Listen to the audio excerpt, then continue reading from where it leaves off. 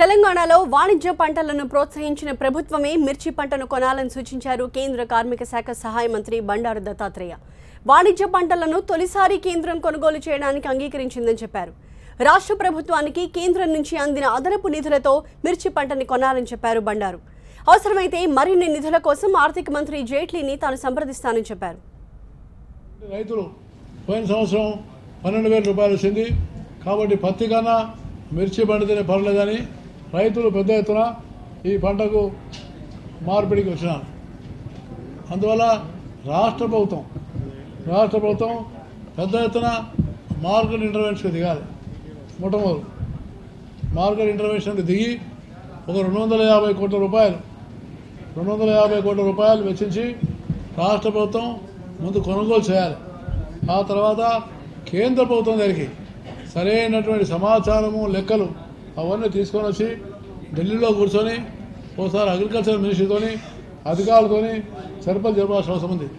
నేను ఒకసారి ఎందుకంటే కేంద్ర ప్రభుత్వం యొక్క నిబంధనల ప్రకారంగా ఈ కొత్త స్కీమ్ ద్వారా ఎంతవరకు అయితే కొనాలో అంతవరకు కేంద్ర ప్రభుత్వం కొనుగోలు చేస్తుంది. దాంతోపాటు రాష్ట్ర ప్రభుత్వం పెద్ద ఎత్తున మార్కెట్లో రంగప్రవేశం చేయాలా. నేను కేంద్ర మంత్రిగా నేను ఒకసారి అరుణ్ జైట్లీ గారితో కూడా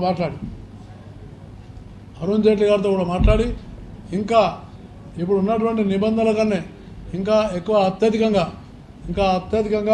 ప్రొక్యూర్మెంట్ చేయడానికి కావాల్సినటువంటి నిధులు ఏవైతే ఉన్నాయో అవి అరుణ్ జైట్లీ గారితో కూడా మాట్లాడవలసిన అవసరం ఉంటుంది. కాబట్టి ఒకసారి నేను అరుణ్ జైట్లీ గారితో ఈ మాట వారికి కూడా ప్రస్తావిస్తాను, వారితో కూడా చర్చిస్తాను. అప్పుడు ఏదైతే ఇంకా ఎక్కువ కేంద్ర ప్రభుత్వం కూడా ఈ మార్కెట్ ఇంటర్వెన్షన్ స్కీమ్ కింద గతంలో రాష్ట్ర ప్రభుత్వాలకు ఈ యొక్క నిధులు ఇవ్వడం జరిగింది.